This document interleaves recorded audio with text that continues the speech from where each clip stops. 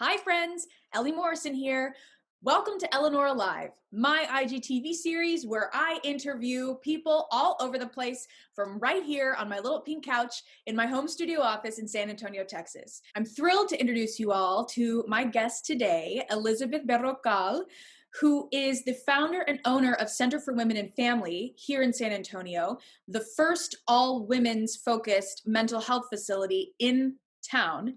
And it's dedicated fully to all of the needs of women, emotional, mental.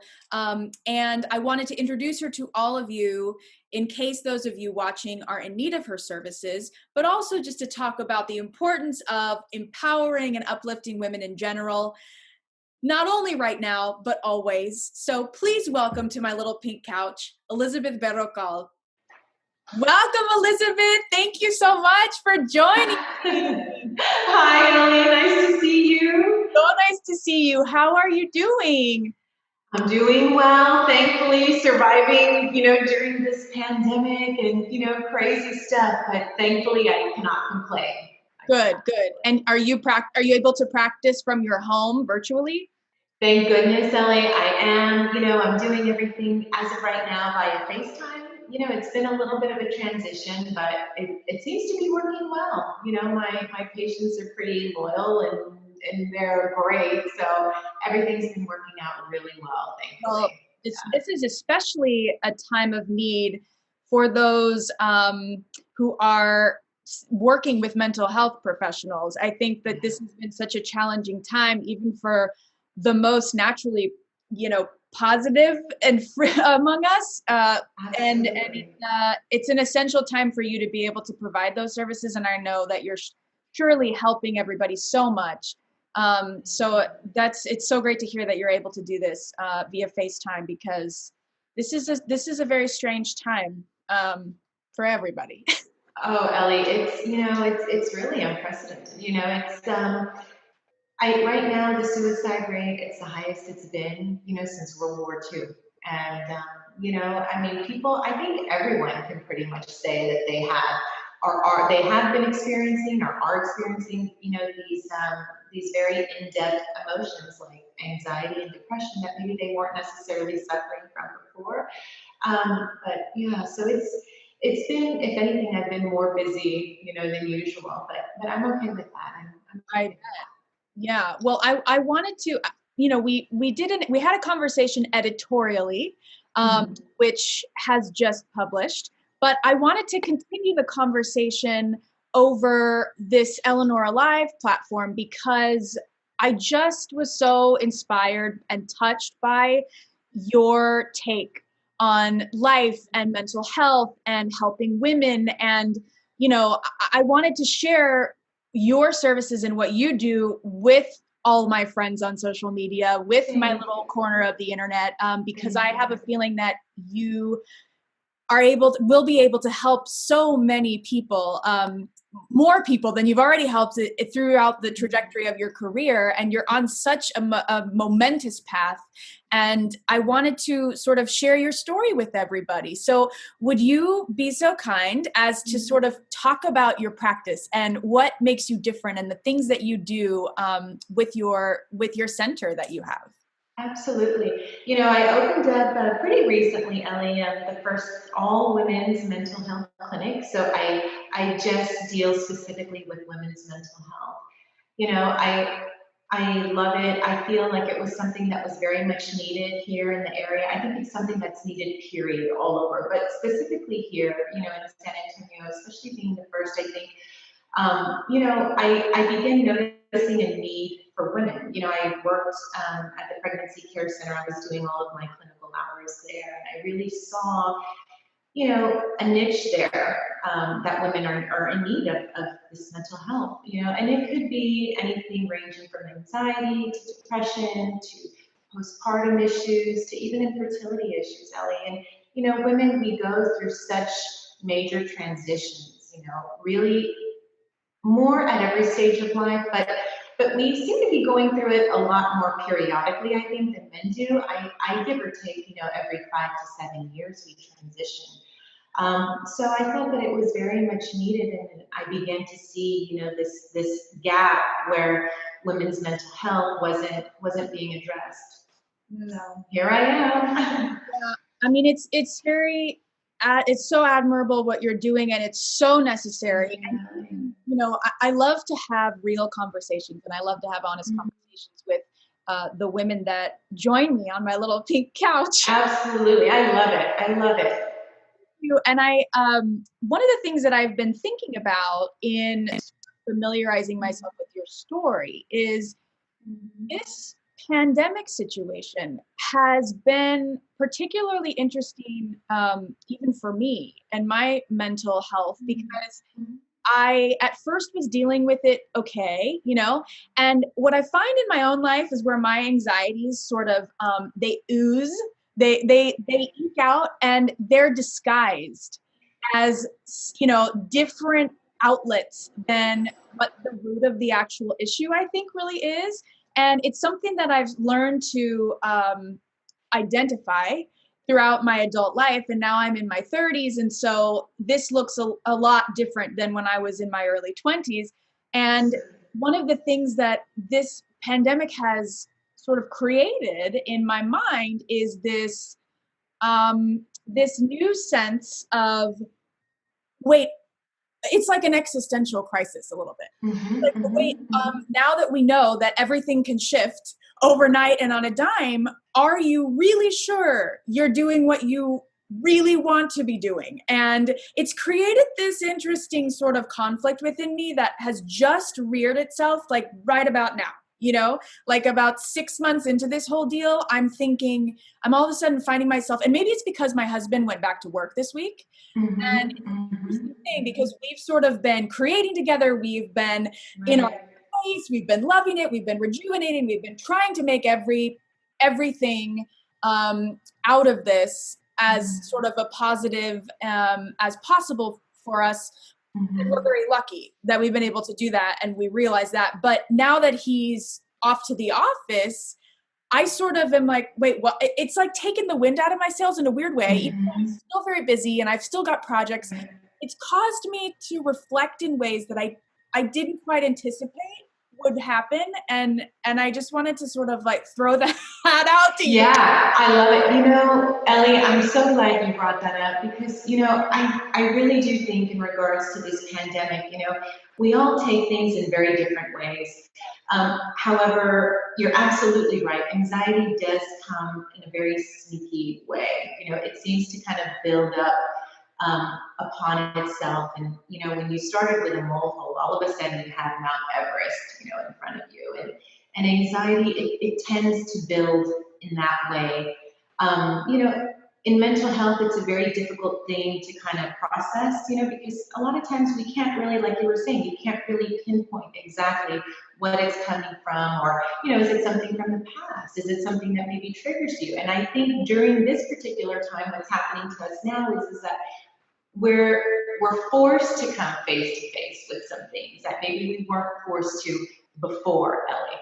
I think that, it's the world itself is in a very transitionary period, and we are forced to change with it, and humans, we're creatures of habit. We like habit for the most part. We like organization. And, when we're thrown this huge, cross into our path, we don't know what to do with it.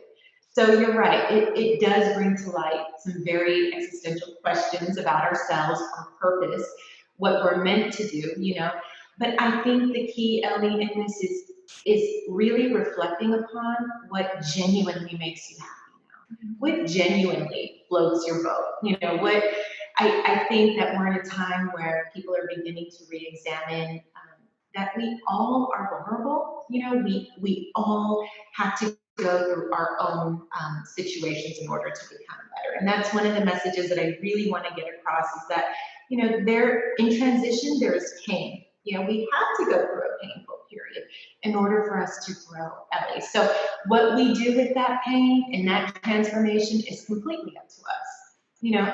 And I think that this pandemic forces us to understand that although we have our partners, although we have our loved ones, ultimately, these decisions remain on us. And that's difficult for people to understand in today's. One of the things that I loved about your interview and our conversation in the written form was that you talk so much about your philosophy, about growth and the power of pain. And I really, that really resonates with me, because I think that, you know, adulthood and womanhood in particular, and we're all experiencing pain points. We're all experiencing difficult times and challenges, and that is part of life, despite what our instant gratification, social media highlight reel culture, I know. sort of portrays. And I think that this power of pain is so beautiful, the way that you articulate it. Can you talk a little bit about your philosophy on that and how you incorporate that into your treatments at your practice? Absolutely. I work with a lot of trauma patients, Ellie, a lot of women who have undergone, sexual abuse in their past, or they're still undergoing an emotional abuse, in their current relationships or domestic abuse. And I believe that pain can either keep us down, it's going to transform us regardless, right? So it's either going to keep us down, or we have to learn and grow from it. We have to take into consideration what it does for us, and make the decision to move forward. You know, um, and it's way easier said than done. Especially when you're talking with women who have gone under severe sexual trauma is a big one.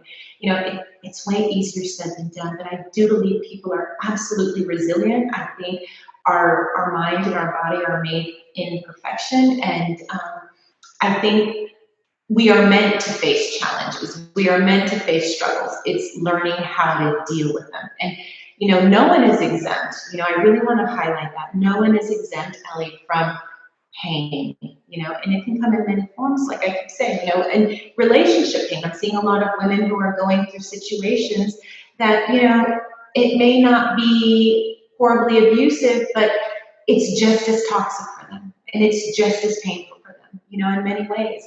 And, it's learning how to deal with that and moving forward, is the key to that. And now, dealing with that, what sort of treatments do you offer in your practice? I do EMDR therapy is a big one that I love, and really what it is that I use bilateral stimulation. So long story short, I have a machine that by eye movements, which is the bilateral stimulation, we're able to kind of treat trauma. EMDR therapists, we believe that trauma is kind of stuck in the brain. Like, for example, like a ball of yarn, and what EMDR therapy does through bilateral stimulation is that it begins to pull it apart, and it begins to unravel it so that the neurological processes are still flowing and still moving, and the pathology isn't stuck in there. If that makes sense. I mean, they're very technical terms, but so we're just unraveling and unsticking what was done in the past. And I mean, it was really made for PTSD, people coming home from the military, and it worked wonders on them. And it's something that I absolutely use alongside talk therapy. I believe strongly that mental health is a very integrated process. I believe that we have to attack these pathologies in many different forms. And it also includes, body mind. I believe strongly taking care of your body results in a healthy mind, healthy body, healthy mind. And I really do believe that. I believe that everything coexists with each other and in a perfect form. I have certainly seen evidence of that in my own life. Mm-hmm. And when I was, I think back to when I was in college in those years, and I had a very unhealthy lifestyle and was processing on my own some traumas that I had in high school.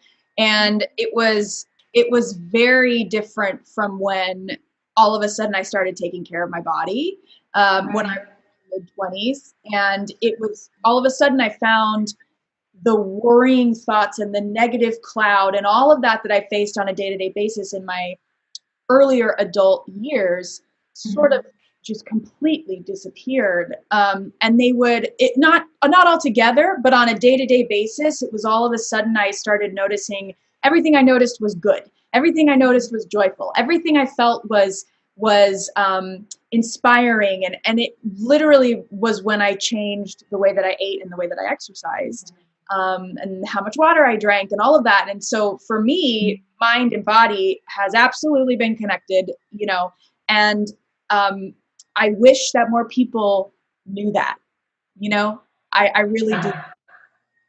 I know, and what's difficult, don't get me wrong, I believe that medication is necessary, given the circumstances. The psychotropic medication is absolutely necessary in many cases. But I think a lot of issues can also be resolved with lifestyle change, with intense talk therapy, and with other alternative therapies such as EMDR, meditation, hypnosis. There's so many options that are available to us, Ellie, that a lot of people, they don't know about. And so I'm just really trying to get the word out there that there are alternative therapies. There are other things that we can do. That is such a huge process of our self-care. I mean, a lot of people think that self-care is, going for a mani and a pedi, which I get. It's great. Don't get me wrong. Everybody loves a mani. But, there's so much more to it. Self-care is taking care of yourself by eating right, by doing the right exercise. And I'm a firm believer that if someone isn't in therapy, then they should get in therapy because it's like exercise for the brain, exercise for the soul and the spirit.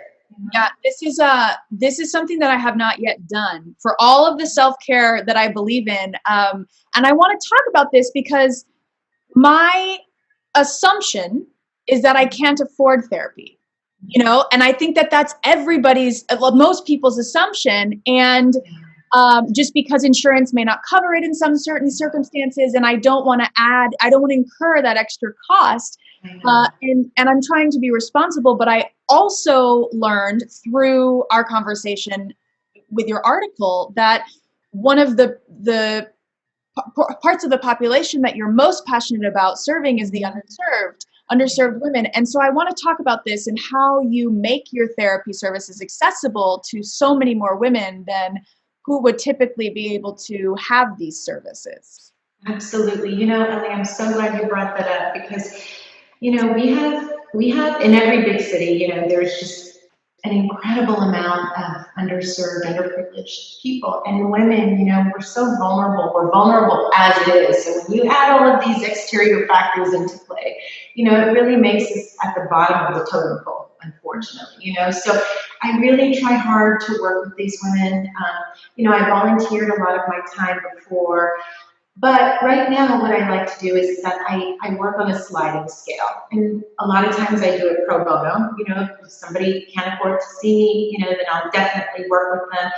EMDR, unfortunately, is a very costly type of therapy. It's very hard here in San Antonio to find something that most people can afford to do weekly or even monthly, just because it is a pricey type of therapy. But I absolutely do work on sliding scale in regards to that. I try hard to stay away from insurance companies. They're a headache for me. They're a headache for my patients. And, I try to work in the private pay sector, but I absolutely do. I encourage, women to come to me, even if they have financial difficulties, in doing so, because I love to work with women, to get better, Ellie. It's important for me. It's rewarding to see someone get better throughout the course of time, and empowering women just by simple and kind words. I think that a kind word and a kind gesture can do so much for somebody. It can make or break somebody's day, and I think it's so important, especially now when anxieties are high, tension is high, that we lift one another up because we're already, as a whole, we're kind of down in the moment. Yeah. And I think it's important for people to do that for each other. Mm-hmm. I think part of what makes you, in just reading your story, part of what makes you fascinating and also so empathetic and able to walk in so many different women's shoes of different situations is that you've spent a lot of time outside of the US, and you've done a lot of your studying in Spain, and you've lived abroad. And can you sort of go into that a little bit about, you have such a passion for working with women who are um, from abroad, they're immigrating, they're all Mhm. these different, I think as women, even if it's not trauma, there's there's always something that internally we're struggling with, or we're facing, or we're trying to get through. And I think having the perspective of knowing other women's struggles around different parts of the world, and then Mhm. relating that back to our life in the US, I think that Mhm. sets you apart. And I'd love to hear you Mhm. talk about sort of your background and where you've lived and what your passions are and how you developed them, and how you sort of got here from. You, Ellie, I'm born and raised here in San Antonio. It's my home. But at 18, when it was time to go to college, I decided that, I needed to go abroad. And all my friends were going to Austin and, fun places, California. And I decided that I needed to kind of, use this time to kind of help launch me, in every way, shape, or form. I wouldn't even know where to begin, because I feel like those years were extremely instrumental, in every way, Ellie, in my growth and how I thought, how I felt, how to live alone. I think that it's important that women, at a certain time in their life, it's important to be able to be by yourself. It's important to be your own best friend, and to make friends with yourself. I got to experience and meet so many different people. I have friends, thankfully, all over the world.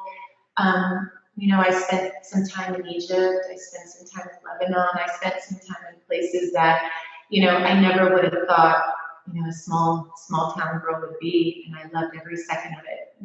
And I noticed, Ellie, then, reflecting back, I noticed then that women are women regardless of where we are at. Someone that's the same as they are in Egypt, as they are in Mexico, as they are here. We all go through the same situations, and that's motherhood. Um, Balancing career and work, that's marital issues, we have commonalities, and I do believe strongly that we are somewhat of a sisterhood. I can pick up my girlfriend in London and pick up another girlfriend in Dubai, and we're pretty much going through the same things. We're in our 40s, and we're going through the same type of issues. And I think that there's situations that women can go through that transcend barriers, boundaries, passports. Yes, I love that. I love that. Speaking of, um, there must be something to the different stages of our lives as women Mhm. and those sort of developmental milestones for us, Mhm. and also the pressures from societal constructs that Mhm. accompany those decades, if you will.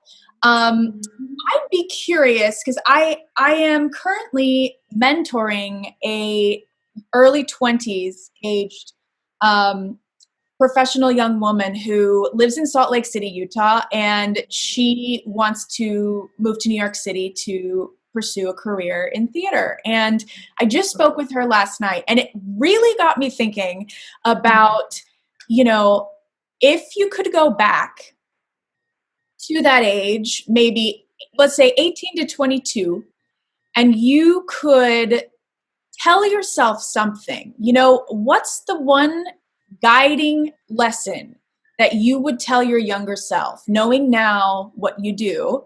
I'd be interested to talk about that. Yeah, that's a difficult question to answer, and between the years of 18 and 25, they're really tumultuous years. Oh, the worst for me. The worst. We're still growing. Yeah, they're very hard. And believe it or not, this is when depression rears, these ages. And I wasn't exempt to that. I was going through some difficult periods and trying to learn to live alone and manage myself in a big city and, study and work and, find my way. But I think that the thing that I would tell my 21-year-old self is that um,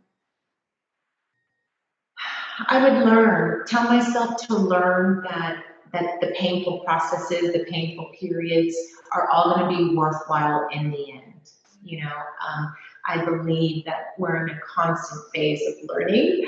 I believe that we learn from each experience, Ellie. You know, and I would definitely tell my 21-year-old self, you know, pain is growth. Yeah. Pain is growth. You Yes. know. I think that's very powerful. Even, yeah, the power of pain. Mhm. I think at that age too, what I didn't yet know was that anything that I was facing, anything that I thought was a big deal in my life emotionally, I was one of a few, you know, women around me who were also going through whatever I was thinking I was going through at that age. Mhm. And you're never alone. And I think that I'm also grateful that social media was not a thing. I know. I always say that. Good Lord. Facebook was just starting when I was in college, and Yeah. so it was just a very different ordeal. You know, we didn't have Mhm. the smartphones with the Instagram was, Yeah. Yeah. and so we were so in person, you know, that Mhm. we didn't have this element of isolation that I think kids face now with the social media apps. But Yeah. regardless, you think in your own head at that age that, you know, I'm the only one who feels this, or I'm the only one who knows. Right.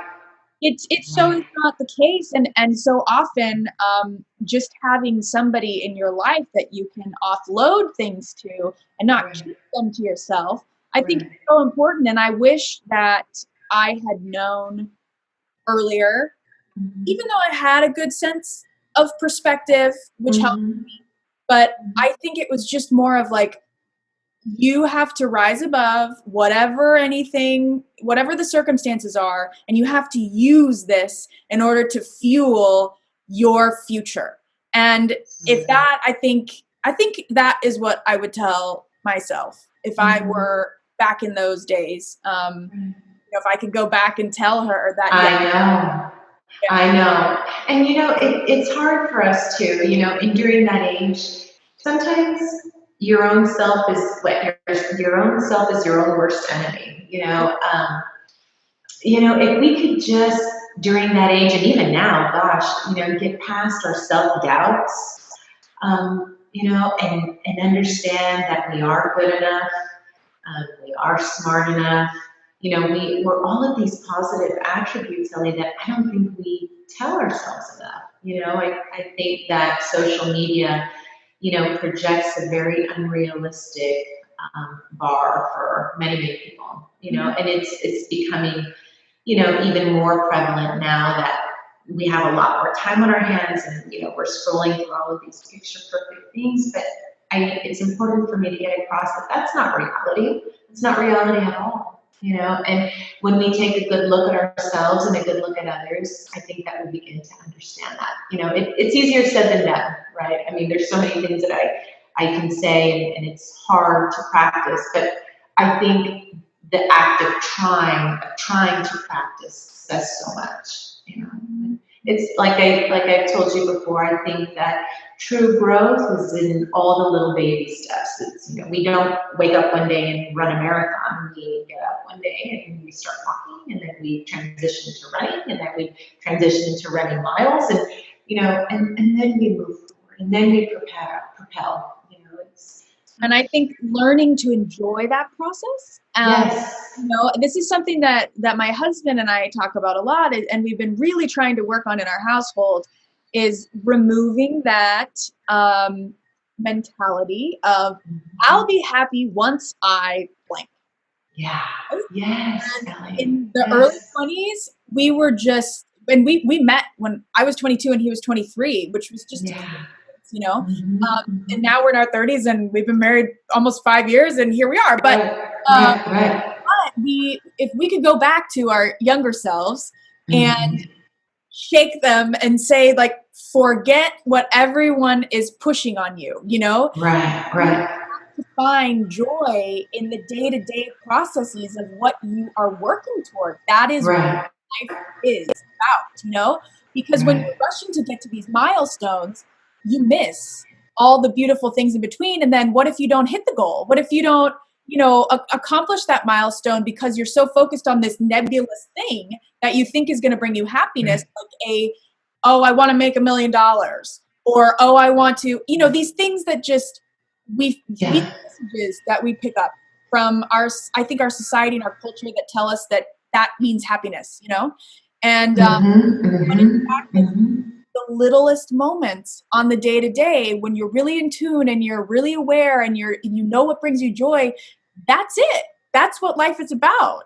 Right. And Right. I think Right. that, like, I feel sorry for, especially, I feel like people my age, in the late 20s to early 30s, I see a lot of just going along the hamster wheel and Yeah. Yep. missing out on what are some really beautiful things that are really joyous about life and connecting with other people. And I think that, I don't know, I just hope that we can start to talk about things like this more, and I know. in our society and our culture make this more prevalent, that Absolutely. not about the things you acquire. It's not even about massive career milestones like you think it is. It's Mm-hmm. more about Mm-hmm. finding fulfillment in the day to day, and then those things will all stack up as a sort of a byproduct of that process.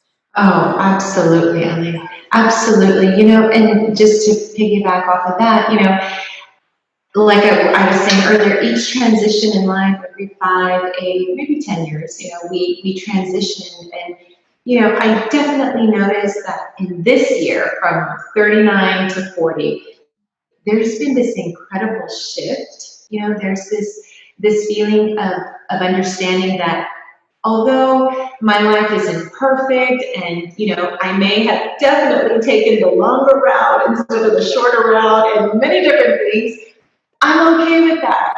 Like I've come to the realization finally at 40 that I'm okay with that. I'm okay with how I chose to live my life and the decisions I made along the way.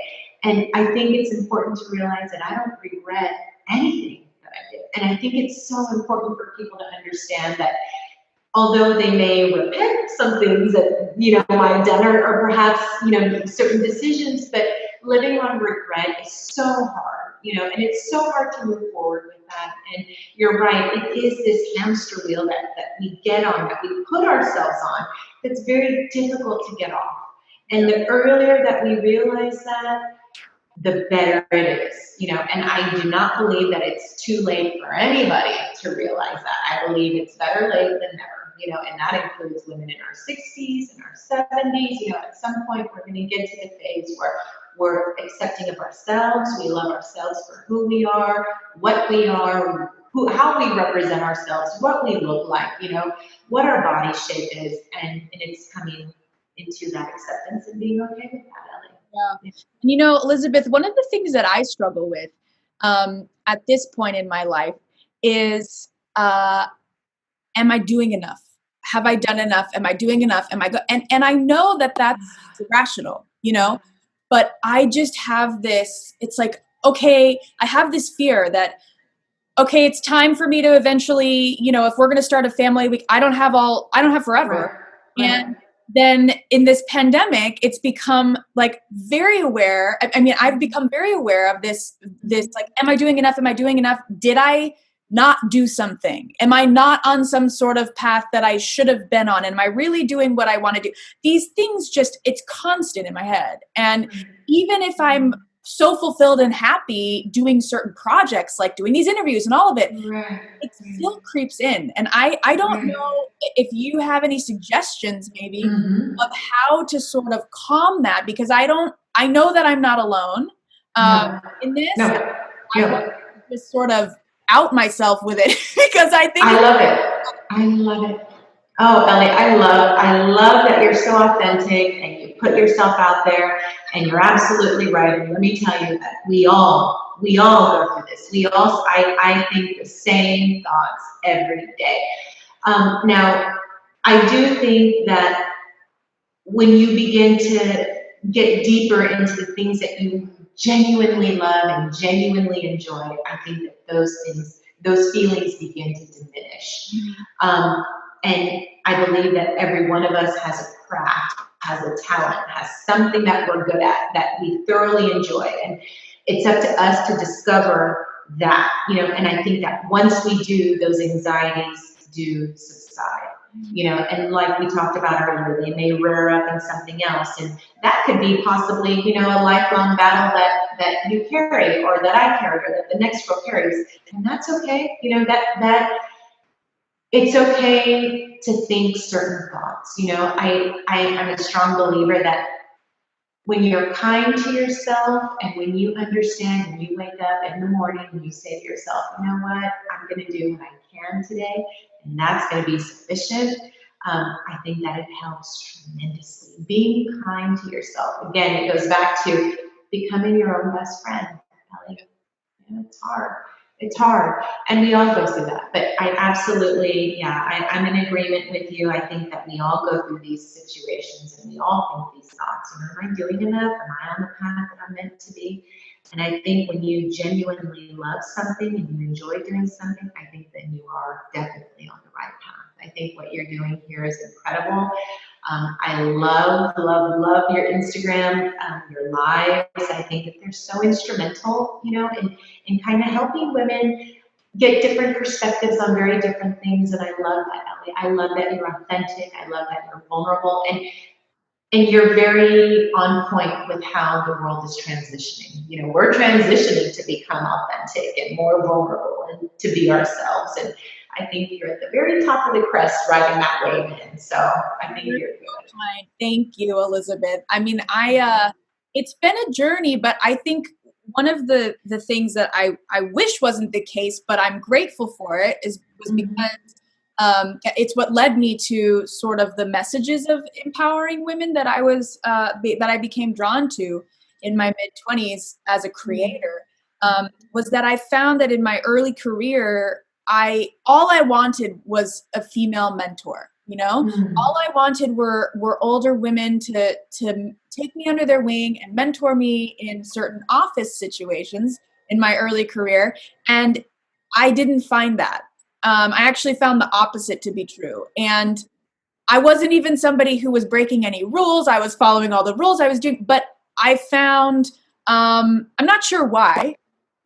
I've done a lot of reflecting on it, because what could I have done to repel these women? But I never found that. And when I transitioned out of the traditional office environment, and sort of came to terms with the fact that I was really being bullied by a lot of women, as opposed to mentored, I told myself, I was 27, and I told myself I'm never going to be that woman ever. Yeah. And I was then inspired to I made it my mission to put messages out into the world that were the opposite of the things that I felt, in the office environment. And so far, I hope it's helped people, but several years in, it's a constant evolution. And with the new technologies and new mediums and whatever, I think the thing still rings true, is that I strive to always be very open and authentic and honest, but positive, because I want women to be picked up as opposed to discouraged. And that's why I'm so drawn to you and your practice and what you do. So sweet. You're doing the same thing, just in the mental health world, and in San Antonio in particular, which is the 7th largest city in the nation. I know there are tons of women who need you. Me included. Me included.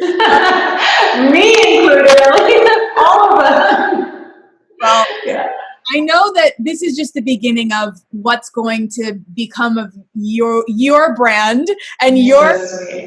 And I want to see you on more, on podcasts, on TV shows, on all of this, because you have such an important message that I think will help so many women. And obviously, if you're watching this and you haven't yet read the extended interview conversation that Elizabeth and I had via editorial, please go read it on Eleanora.co because it is so inspiring. It just is, it's really uplifting, and I think it's a message that everybody needs to hear, no matter the age, no matter the stage of life. So Elizabeth, I wanted to really thank you for taking the time to talk to me, and also trusting me to help you tell your story, because I don't take it lightly. Oh, Ellie, thank you, for allowing me to come on and for being you, and for being the great person that you are. I know if anybody's going to do amazing things, it's you. You have an incredible future ahead of you, Ellie. Don't lose focus. And about the mentor thing, I get it. I get it because I agree with you 100%. I think that female mentors are so imperative, are so imperative. And it's unfortunate that we can also be our own worst enemies, we being women. Women many times try to really destroy other women for reasons I still don't fully understand, and I don't think I ever will. But on the same token, I think that the mean girl syndrome is so outdated. To be a bully is so, outdated, and it's so not progressive, and it's just so deconstructive, and it just, it's all of these things. So you just keep plowing forward, and as you begin to really, put yourself out there, I'm certain that you're going to come across some very wonderful people that are going to be very instrumental to you, to your career, and even on a personal level, Ellie. But yeah, so long story short, I love being here. I could talk to you for hours, and I wanted to say thank you for your time. Thank you. And can you tell everybody how they can get a hold of you? If they would Absolutely. like to reach out to you to inquire about your services or to learn more about you. I know you're on Instagram. Yes, I'm on Instagram, and my Instagram handle is Queen of Therapy. So you can find me on that, and I am hopefully going to be starting the podcasting and the blogs and everything else. Yeah, yeah. And I also want to get into the speaking. I think it's so important, even though I'm extremely, I have an extreme version of stage fright. I think that the message is so imperative to get across. I think that that's so much bigger than any stage fright that I've ever had. It's just to relay the message of the power of pain and the empowerment of ourselves and of each other, and especially during this time right now. So, yeah, you can contact me via Instagram. I'm also being represented by Ziglali Herrera. You can find her on X Level Talent. Yeah, so just there are ways. My website is www.centerforwomenandfamily.com. And yeah, there's many ways to get hold of me. Well, I'll be linking to all of those things so that everybody can find you. And thank you again, Elizabeth, for taking the time to do this. You really are just such a treasure and such a calming force. And I wish every woman could have you in their lives, because you're I love you. inspiring and empowering. So keep doing what you're doing. You're going to Ellie. change the world. I really, truly believe it. Thank you, Ellie. You're amazing. Thank Thank you. you. Take care, Elizabeth. I so Bye, Ellie. bye. I'll see you soon. Take care. Bye. Bye.